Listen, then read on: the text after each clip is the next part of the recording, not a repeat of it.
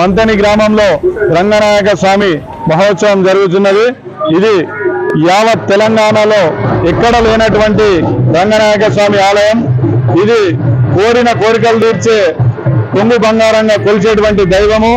ఇది మన జిల్లాలో నుండే కాకుండా ఇతర జిల్లాల నుండి వచ్చి ఈ రోజు ప్రత్యేకంగా మొక్కులు తీర్చుకొని కోరుకున్న కోరికలు తీర్చుకుంటారు।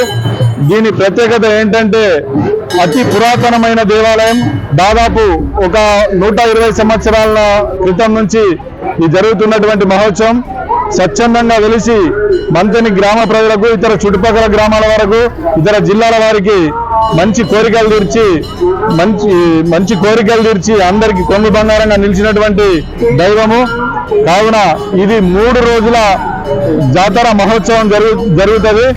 ఒకటి ఈ రోజు ప్రత్యేకమైన కళ్యాణ మహోత్సవం అండ్ రథ మహోత్సవం జరుగుతుంది।